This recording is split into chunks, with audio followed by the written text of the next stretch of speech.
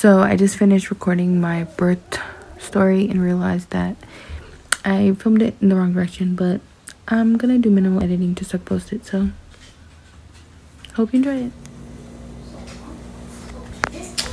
Hey guys, long time no see. Welcome to Salisbury Ever After. I'm Leslie, and this is baby Charlie. Charlie, say hi, mama. Mama. Mama. Hi, mama. That's baby Charlie. And I guess it's time for my birth story. So, what's the birth story? On my due date, December 18th, I got woken up 7 o'clock in the morning with labor pains. Yay! Yeah, I'm excited. And then I waited because I wasn't sure, and I was about 40 weeks. I was exactly 40 weeks, actually. She came right on time, right? So I had labor pains, but I wasn't sure if I was in labor. So I waited a couple hours because, well, bring it back a little bit. So before 7, like a couple hours before that, I was feeling like I was waking up in pain, but I was so tired that I didn't realize I was in pain. And I had gotten checked the week before that and the week before that, and I was still 1. And then I got the membrane scoop done, which hurt so bad. Oh my gosh. Don't do it unless you're desperate, because that thing was so painful. I only got half of it done because it was just a lot. But anyways, so that happened. And then finally at 7 o'clock, I woke up. Like, I actually woke up and I was in pain. Like, I woke up saying, ow. I was like, okay, this is something. So I got up, got dressed, took a shower. So I took a shower to see if maybe it will stop, bounced on the ball a little bit, and it just wouldn't stop, kept coming. But they were about like 30 minutes apart. I contacted Chris and let him know I think it's time, but I'm not sure. And he had just clocked out of work, so he was on his way from work, and he was gonna take at least an hour and a half, maybe 2 hours.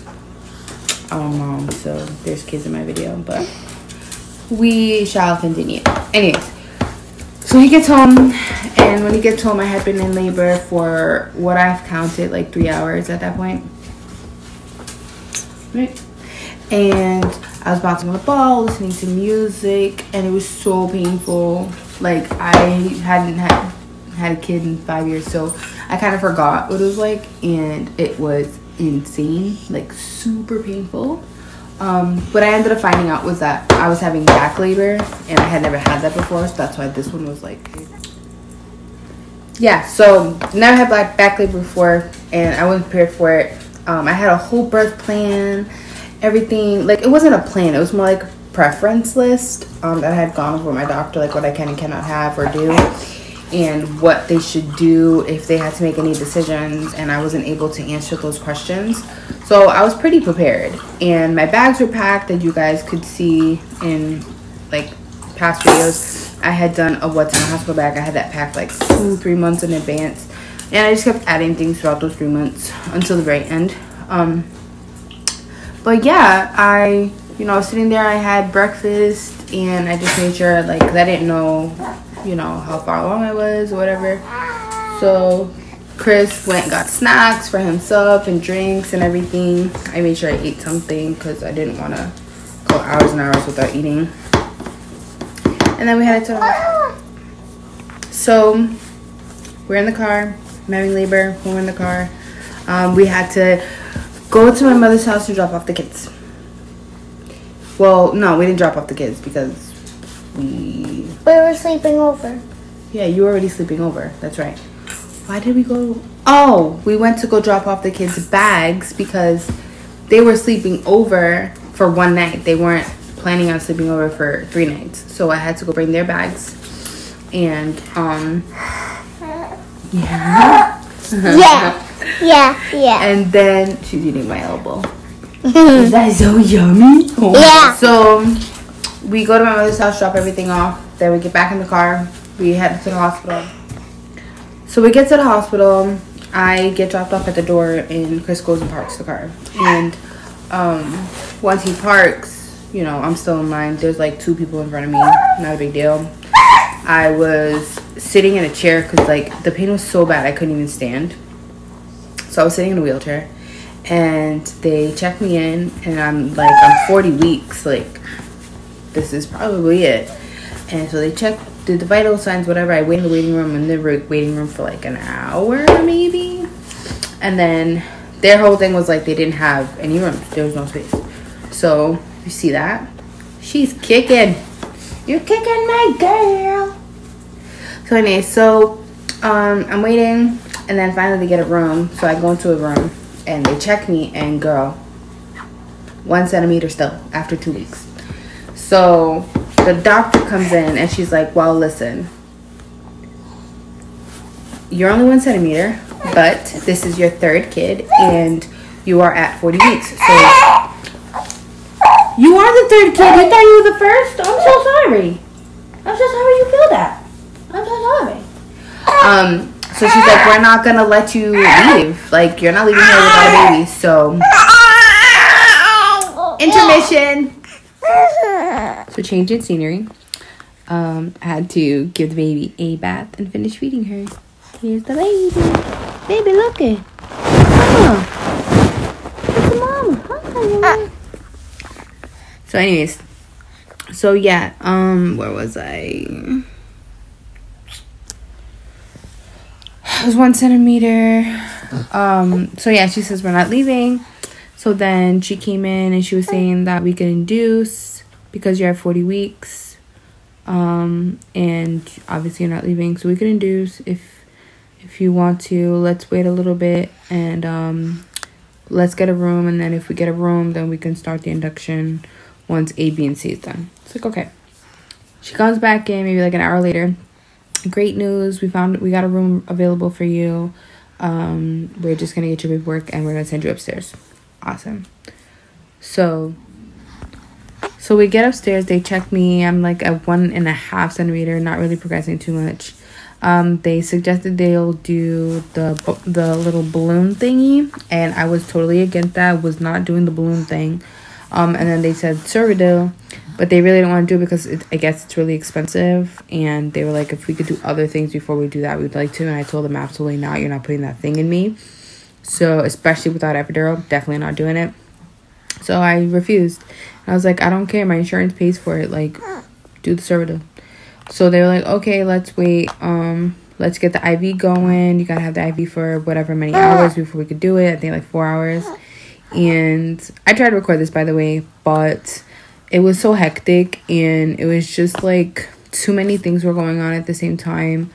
Like, not chaotic, but just like one thing after another, like one person after another. I had to keep putting the camera away because we weren't allowed to record. But as it pretty much was with everything else, every time they would suggest something and I'd be like, about it, something would happen when I wouldn't have to do it. So they came in to do the Cervidil, and they checked me, and when they checked me, I was already at 3. So then I didn't need it anymore. Like, my body had started progressing. And it was funny because the nurse had already opened it before the doctor was like, oh, we don't need it. And she's like, I already opened it, and it's really expensive. And she's like, well, we don't need it. You should have opened it. So my insurance got charged that even though I didn't use it.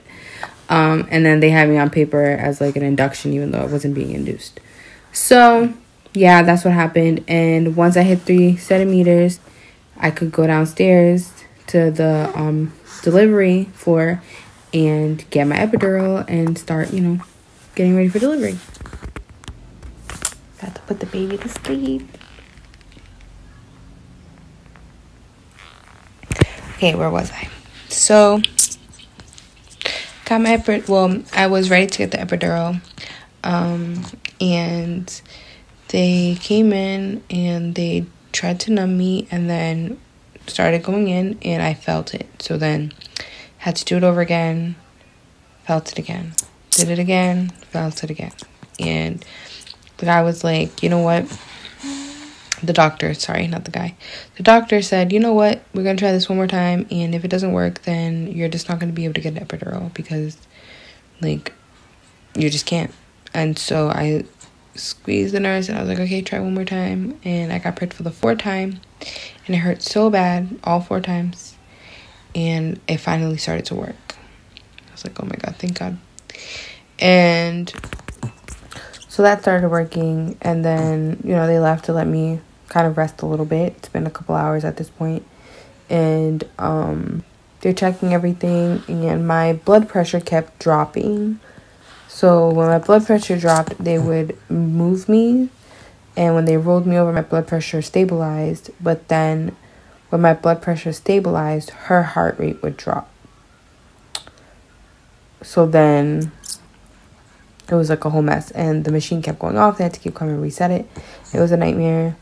And even though I had the epidural, I could still feel it a little bit. So of course I kept pressing the button, and it was like working more on my left side than my right side, because the way they had me like rolled over on my left side. So the left side was completely numb, and it was like so numb it hurt. It was like uncomfortable, but I couldn't move anything, so that was fun. So again, they checked me, and I'm at like 5 centimeters, and you know, they come up with a plan like, we're gonna wait a little bit longer, and we need your your blood pressure to stay stable, and her heart rate to stay stable, for us to do the Pitocin. Can't do the Pitocin if everything is like not stable, you know? So we had to do that. And the fear was, if I didn't progress faster, that they were going to suggest a C-section because of her heart.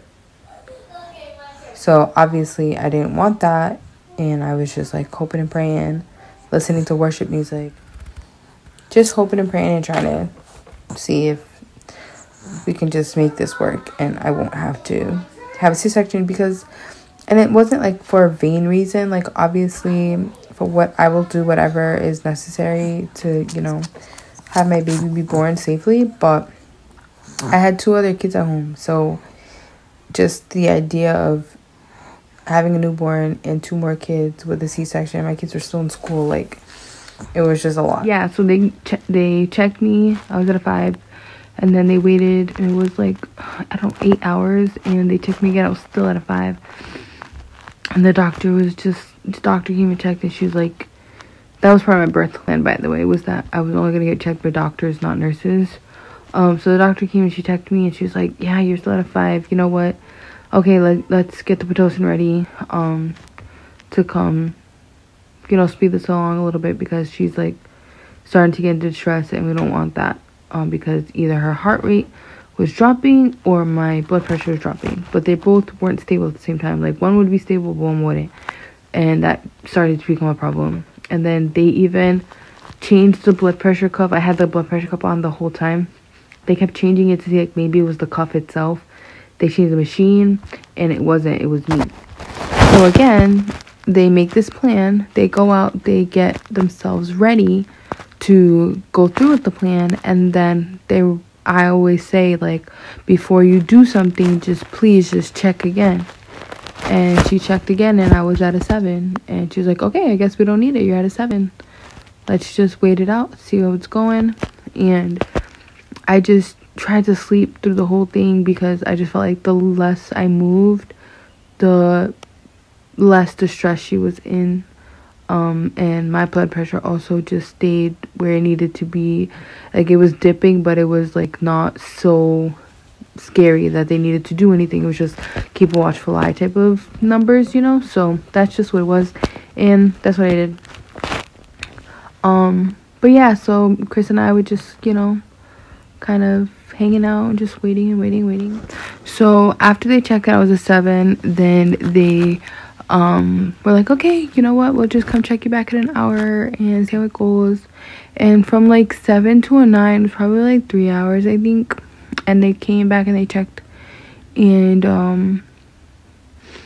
they were saying like, you know, honey, like, I don't know how much longer we can wait, because her heart keeps dipping, and they keep like adjusting me, turning me around, doing whatever they needed to do. plus remember I have like the epidural, so there was only so much I could do. Like I physically needed to be like rolled over. So they were like basically insinuating that I was gonna need a C-section, but they weren't saying it. They were just like hinting at it just so I could get prepared. And I was just not with it. Like I just knew that we just needed to be a little bit more patient. So we waited. She came back. So apparently there was like a shift change or whatever, and then when that happened, I started seeing like I was feeling pressure. And they were like, okay, well, we'll go get the other nurse and the doctor, and we'll come check you again. So they did that, and when they came, I was 9. I was like 9. Yeah, I was like 9.5. And she was like, one side was 9 and the other side was 9.5. I don't understand that, but that's what she said. Unless I was delusional because of that, though, which is possible because a lot of it was foggy. But that's what I remember. So she was like, oh, let's roll you over and then let's check again. And from like, yeah, from, I don't know, I forgot the time frames, but basically from 9 to labor was like 30 minutes.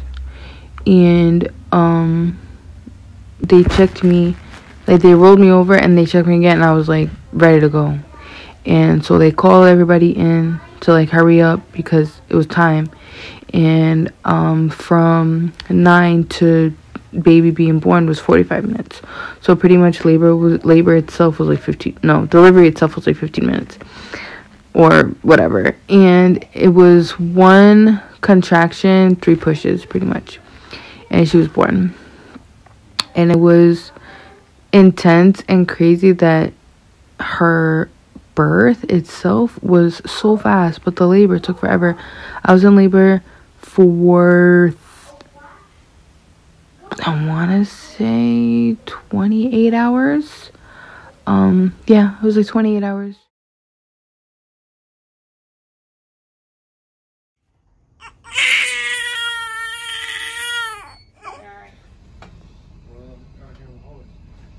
And Charlie Elise was born at 5:57 a.m. on December 19th, the day after her due date. And it was crazy, and we were super excited. There was literally nothing wrong with her. She was like 2 minutes old before she latched on and started breastfeeding, and she breastfed for a full hour right after she was born. She still had blood on her head. Like, she had no patience to wait to be cleaned to her eat. Like, she just went right on. And yeah, they weighed her after the hour of her eating, and by the time they weighed her, she was like exactly 7 pounds. So we're all assuming she was less than 7 pounds when she was born, but obviously we don't know exactly. It was like 6 something because she ate, and we don't know how much she ate. So yeah, her weight at birth is 7 pounds. And she was about like 19-20 inches long. I really don't remember. Again, it was super like foggy, and I was like in a daze at that point because I was so tired and delirious. I had got like minimal sleep, and I was super hungry. But I just knew that my baby was super cute, and she was super strong and alert. She was like born with her eyes open. But yeah, there was like nothing wrong with her. She was perfect little baby. And even though it was a crazy labor, I had a pretty good labor because I had a really good support, and I didn't have that the first 2 times. So it was nice to have a partner that was like physically, emotionally, mentally prepared and there. And it was just nice. And it was just the 2 of us, so there was like no distractions, and I liked it. So I realized I never ended the video. I probably ended up doing some mom stuff, but yeah, so that's my birth story. I'll post another video with the update because she's now 4 months old. Yeah, and if you guys have any questions, comment down below, like, subscribe, find me on Instagram, LRibz, LRIBZ, And yeah, I'll start posting because life has definitely changed in the past 4 months. So see you guys in the next one. Bye.